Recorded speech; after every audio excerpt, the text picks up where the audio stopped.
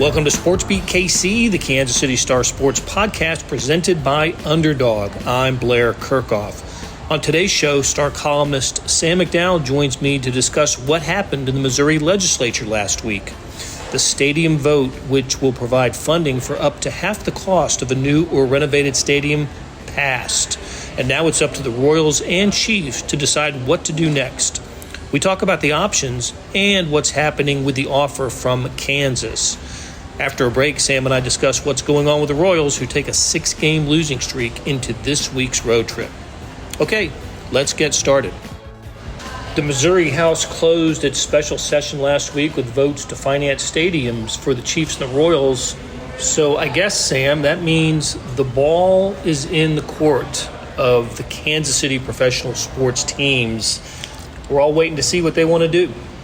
Yeah, I totally agree. I mean, this conversation for the longest time has, well, since the vote, really. So for, 15 months now, I think, has just been, what will these two states' bids look like for these two teams? And we have that answer now. Now, I think there's still some fine print with each offer from Kansas and from Missouri, both based on these bonding packages, but the teams know what's available to them, at least financially. I don't know if the Royals know what's available to them location-wise, but the Chiefs know that answer too. So I think the Chiefs theoretically should be pretty close to having the information they need to make up their decision.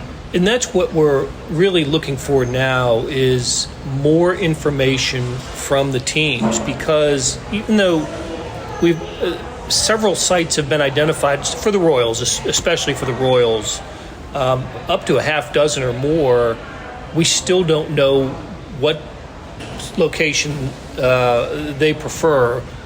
We've got the candidates. We don't know what they prefer. The Chiefs, as you mentioned, seem to be, at least the impression is, they seem to be leaning toward a renovation project at their current location. I'm not saying it's done that the Kansas offer is not going to be accepted, and that would be to move it across the state line. Actually, for either team, right? And we'll talk about those offers in a second. But it just seems the Royals have a weightier decision when it comes to location. Yeah, because at least with the Chiefs, there's only one option in Missouri that they're considering. They're not considering building new in Missouri. So you're pinned down to, if you go to Missouri, this is the exact project you're going to have. With the Royals, they're considering still multiple, not only locations, but different voter bases, different taxpayer bases, because the importance and the distinction with the offer Missouri and Kansas is that the Missouri one requires local funding as well. And so what would that local funding be for a Royals move stadium? You know, is it in Jackson County? Is it in Clay County? So they're not only weighing offers or options, I should say, from multiple states, they're weighing options within those states. And the Chiefs are not doing that within Missouri. In Missouri, it's just a renovated Arrowhead Stadium, which is why you're right, that I think we theoretically should be closer to learning what the Chiefs want to do. Where does the prospect of a practice facility fit in for the Chiefs? Yeah, so that's a good question, because that was something that surprised me in the Missouri bill. I thought it was really smart to include. Now, the Kansas has this aspect as well, to where if you choose our offer, you need to keep your headquarters in our state as well. And I know that the Chiefs have scouted multiple locations for training facility. They've also, similar to Arrowhead, have investigated just renovating their current. And we've been out there for OTAs, and we see that they're adding on now to it. Last year they put the air conditioning in the practice facility. The year before they were adding stuff, but we're in that building frequently. We know they've maxed out on it because of how tight our space is when we're in there. And incredibly tight. Yeah, nobody cares about that, but it does speak to they're tight in that facility. Like, they need to grow because the organization itself has grown. So I could see them renovating that, but I know that they're also looking at, hey, what are some other options in Missouri if they do choose a renovated Arrowhead Stadium and they're required to stay somewhere in the state? You know, we're basing our conversation on what the Missouri legislature determined last week, but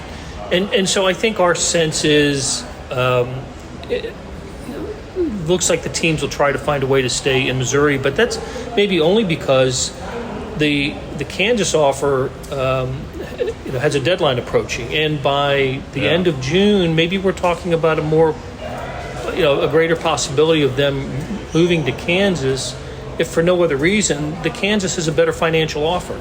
Yeah, two things there. First, you're right that the Star Bonds offer in Kansas expires June 30th. They will have the opportunity to extend that. I actually still anticipate that they will extend that, and the criteria for that is basically that the politicians and lawmakers there want to see that there's actual progress being made and they're not being used specifically for leverage.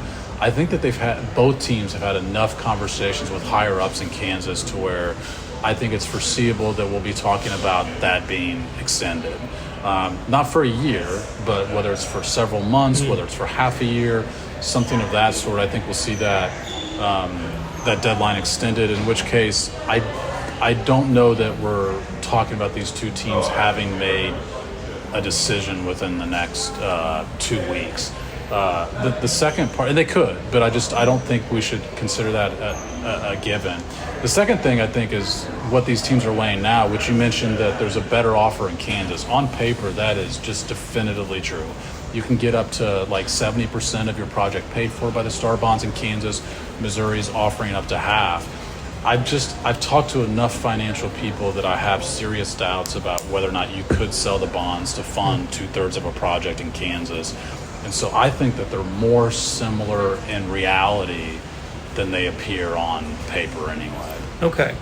The other unknown about what Kansas might offer is, again, location. We're recording this on Monday, June 16th, and you and I just spent some time out at the Jewish Community Center talking to Dayton Moore, the former Royals general manager. We were standing a few hundred feet away from the Asperia campus, former Sprint campus, where there's, the Royals bought the mortgage for the land there, right, or for the structure. An affiliate of theirs did. Right, and that's been mentioned as a possible site if Kansas ends up getting the Royals. We drove out of there and ran into 100 stoplights and all kinds of traffic. I'm not sure how that would work as a site. I don't either. I worry about the practicality of that. I think it's from afar nationally, and I read a couple of national pieces on it that, to me, you have to be in Kansas City to understand just how distinct these offers actually are location-wise. For what you just mentioned, I think a lot of people say it's 20 miles away.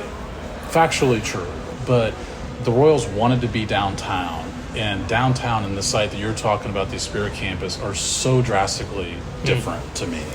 And it's drastically different than Kauffman Stadium for the reason you just mentioned. I mean, Kauffman and the Truman Sports Complex overall, the advantage of it is it's accessible from a lot of different areas of the city. I don't know that the Asperia campus, to your point, has that. I came from the Missouri side to go to the event we just came from, and, it's a one-lane exit to get there. I think that would be complicated. The Chiefs, too, I think that they're different projects but that's mostly based on because the location difference offers them just drastically distinct stadiums. The venues become, it's a dome in Kansas. I think it'd be probably more likely a dome than a retractable roof. You're talking about a dome stadium versus the Arrowhead that we've always known. Like, those are really distinct. So I understand that if you're literally hundreds, if not 1,000 miles away, you say, what's really the difference? When you're here in Kansas City, these are really just not the same not the same. It's not, apples, different types of apples, just what's the better finances. They're different projects too. It's not just the finances that are different. That's a great point. You're right. One of these things is not like the other. Yeah.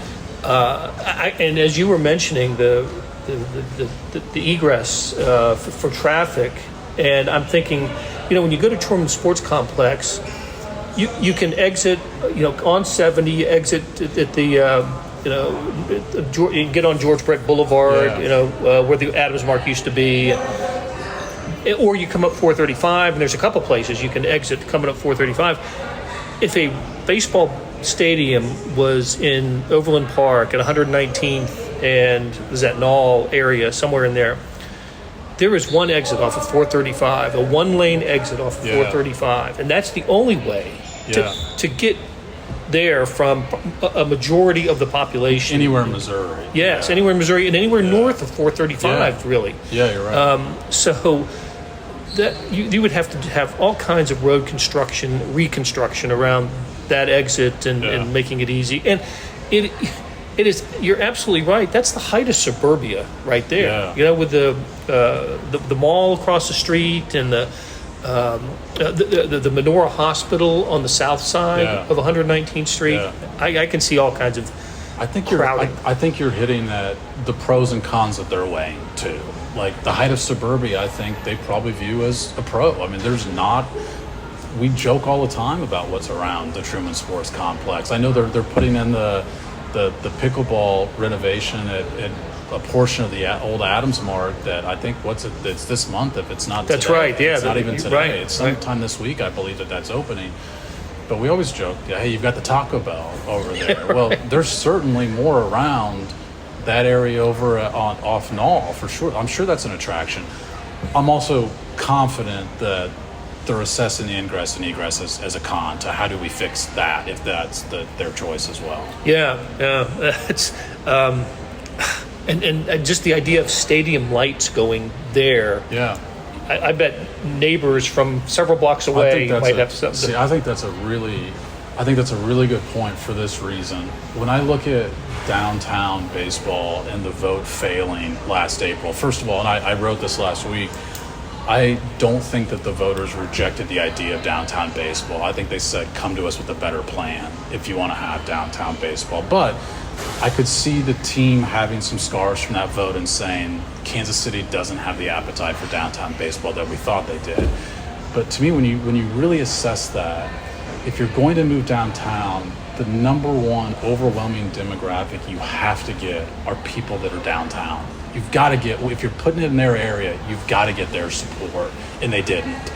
And to me, that's what I wonder might be similar for the reason you just said about what about the traffic and stadium lights to the people who kind of like their life in that area already? Would you be encountering that same pushback from the people who are in the area, the ones saying, we don't want this in our area?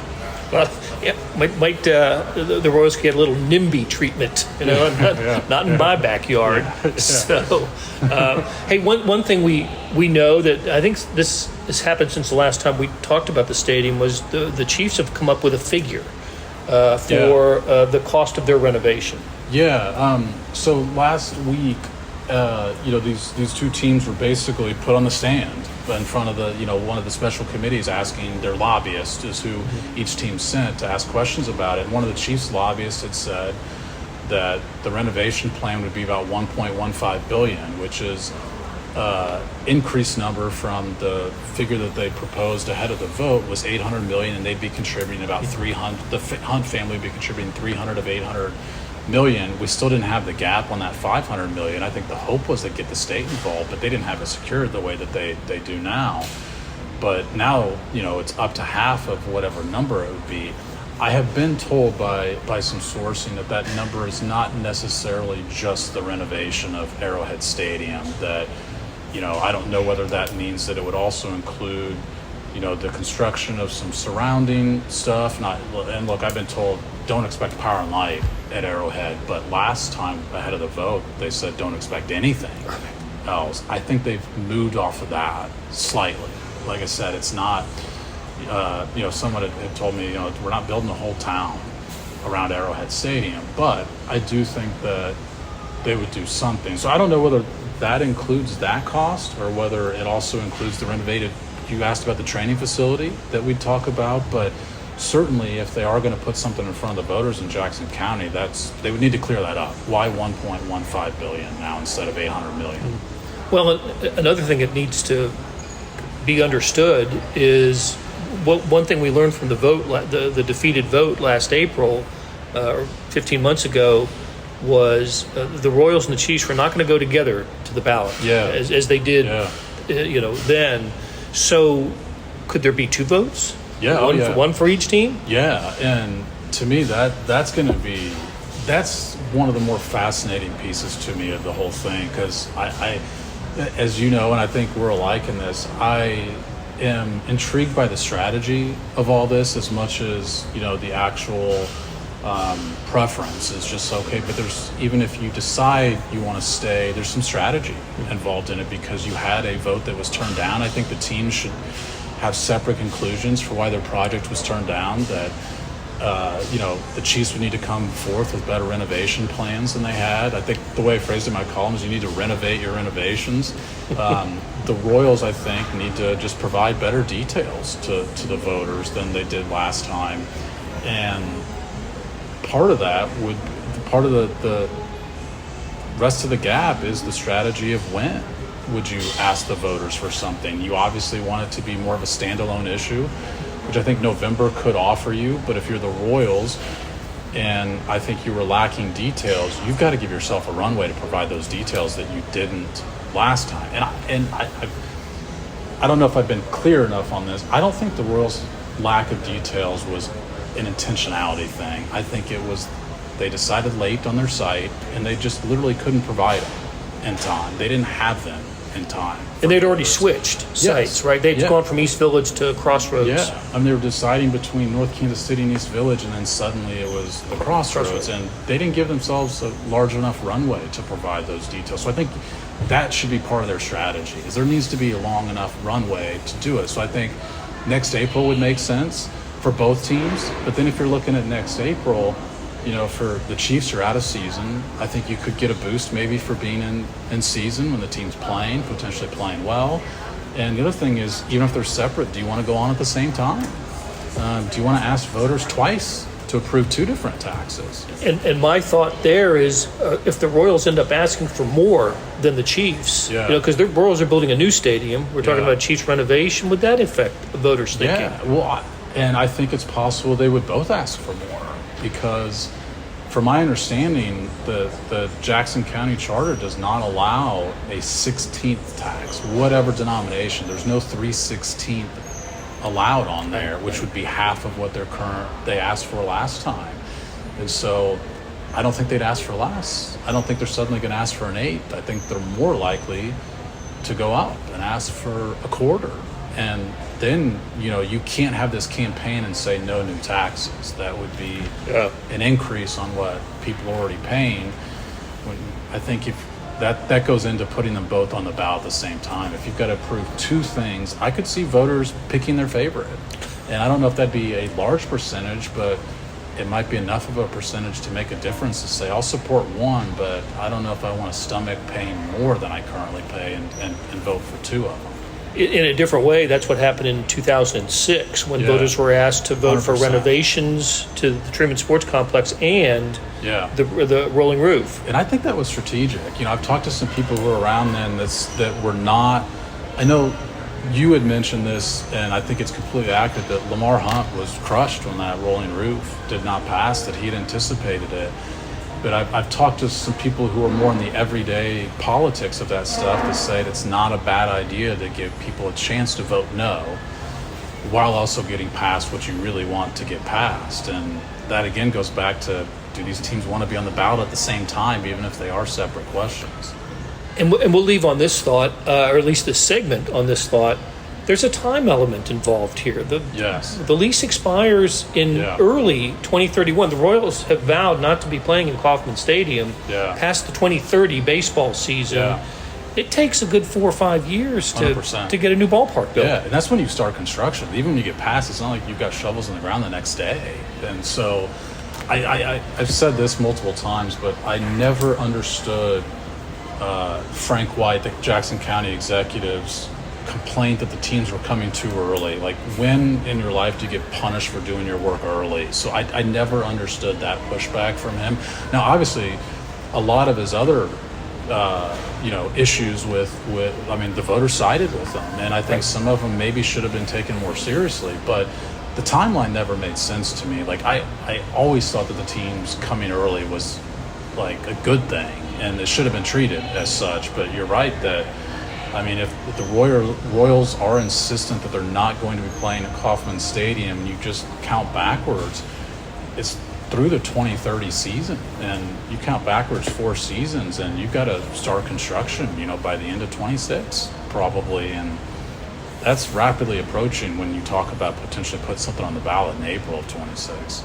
Absolutely. There was in some of the coverage that I read from the Missouri legislature last week, the session, one of the state senators said they wanted an answer quickly about location and cost. Yeah. And by June 30th is what this Politico said. I'm not sure we're going to get there. We're talking about 10 days. I'm not sure we're ready to get an answer from the Chiefs and Royals. I do think that's just a really quick, important point as well, Blair, is that, a lot of these senators and representatives from Missouri wanted these answers before that they pass this legislation. I totally understand saying, what is your plan? We'll still have those checkpoints. I didn't view this as a blank check to these teams. You still have to go back to the state. Now, it's not going to be the same voting process among where all the reps or all the senators are going to get a vote. There still will be a state body to where you've got to get your specific project approved, in which case you do need to provide details. And if you're talking about a vote, you gotta answer to the voters too with those details. So I still think those checkpoints will come, even if they didn't come before Missouri passed this bill. Take a swing at picking sports this baseball season with Underdog. Playing on their app is as easy as choosing higher or lower on players' stats. Get them right, and you could win up to 1,000 times your money. Sign up today using promo code KCSTAR to get a gimme pick as a part of your first cash entry, plus up to $1,000 in bonus credits when you deposit. Must be 18 plus and present in a state where Underdog Fantasy operates. Terms apply. Concerned with your play? Call 1-800-GAMBLER or visit www.ncpgambling.org. All right, let's switch topics. I wish it was a happier topic these days, but the Royals open up a 6-game road trip at the Texas Rangers on Tuesday. They play 3 in Texas and 3 at the San Diego Padres. And this is a team with absolutely no wind at their sails, no momentum. They're coming off of, I guess, what ties the club record for the worst homestand in history. I imagine there have been other offers, but this was terrible. Look, it's one thing to get pushed around by the Yankees. It just seems like the Royals in the last few years just can't stand up to Aaron Judge and company. But for the Sacramento Athletics to come into Kauffman Stadium on the heels of a 13-game road losing streak and to sweep the Royals, what a disaster for the Royals came into the homestand 2 games over 500. They're now 4 under, and club players only meeting after Saturday's game didn't stem the tide, and here the Royals go limping off to Texas. What do we make of the Royals? Yeah, I mean, I was actually trying to wonder how many team meetings that the A's have prompted this year. It can't be many. But although I guess you would probably be more likely to meet after, isn't it a slap in the face of the A's? The A's, I was wondering, were probably reading that on Saturday. Losing to us is so bad, you guys got to meet about it? It's like being the homecoming opponent in college football. Yeah. But yeah, I mean, and it's, Vinny Pasquantino, I was reading the quotes from our coverage with Jalen Thompson, and, Annie Rogers and Jalen had asked all the questions at those post games. But Vinny Pasquantino, I mean, he says it the most succinctly, the most bluntly, but it's also the most accurately, which is just how tiring are these pitchers of, Noah Cameron throws 5 shutout innings. Royals lose the game. It's the same issues over and over again, and it's getting to a point where it's only June 16th, and you've got 6 weeks before the trade deadline. And Vahe had written this last week, but it's coming time to where you're going to have to decide whether or not you're going to add to this offense or not. You're right. That is going to be a big decision for J.J. Piccolo in the front office. And I wonder how influenced they'll be by the next week to 10 days, right? If they show no signs of improvement, they're not in a position to sell, though, are they? This is not a... Well, I think it's Look, there's a couple, to me, that's contingent on a couple things that we're not as privy to that they would be. I don't think that Cole Reagans is going to be back in like 2 weeks. I think it's going to be a longer absence. But if they envision it being much, much longer, and like that's a piece of your playoff team, a really key piece of your playoff team. And if they think it's going to be, months and not several weeks, I think that could be influential to your ultimate decision. Seth Lugo's got an option next year. Like, they've got pieces that teams would covet, I think. And, if you're not going to make the playoffs at the end of the year, you would like to have something to show for it with, improving your farm system that has been better, but I still don't know that it's taken a significant step forward over the last couple of years. They have not gotten the spark they had hoped from Jack Caglione.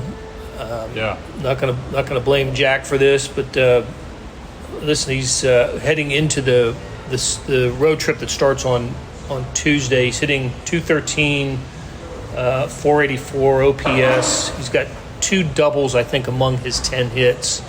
I was really hoping for his sake and for the team's sake, even if it was in a loss, just to have gotten one out of the ballpark, as he was supposed to bring the prodigious power, and we just haven't seen that from him.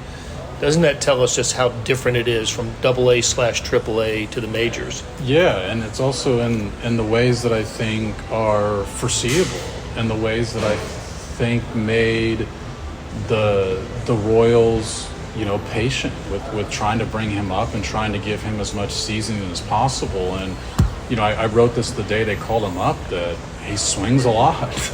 Yeah. And, his chase percentage is up there. I mean, he does not walk. I think he's walked just one time this year. So that swing percentage is tested at this level in a way that I think they would like to have seen him improve that in Omaha before they called him up. There was a team that was really struggling offensively, but then there was also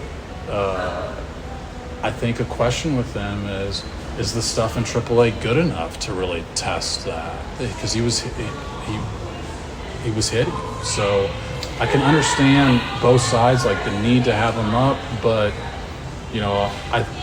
it doesn't, I guess, surprise me that his first few weeks in the majors have gone this way with a guy who swings as frequently as he swings. So the Royals' position as last in the major leagues in home runs continues, and even though their team batting average isn't bad, about half, but it doesn't score runs. It does not hit the ball out of the ballpark.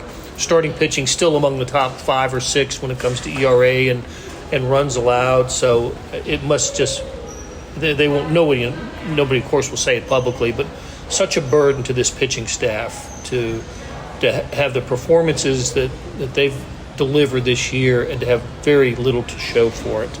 Yeah, I mean, and that to me hits right at the trade deadline question that they'll have to answer over the next 6 weeks, which is this pitching staff so good that you don't want it to go to waste? Because I can't recall the Royals the Royals had a great rotation last year. They did not have a good bullpen last year. They've got both this year, and it would be a shame for that to amount to nothing. I also think that they've got to be cautious not to press an issue if they don't see it there at the end of the year. Like, I don't know, and Caglione might be a little bit of proof of this, but they've got one of the best hitters on the planet in Bobby Witt Jr., and they still have a bad offense. I don't know that they're one hitter away from solving their offensive woes. Sadly, that's a good point. Yeah. I think you're right. I sure want to see Salvi get on track. It's been too long. You always hope the warm weather would heat him up, but he's sitting at 5 home runs and just kind of having one of the worst seasons of his career. So tough going for Salvi and for several other Royals so far this season. Okay. Great conversation as always with Sam McDowell, and big thanks to our producers, Randy Mason and Monty Davis, and to our editors, Jeff Rosen and Scott Chasen. This has been SportsBeat KC, presented by Underdog, and we'll talk sports in Kansas City with you again next week.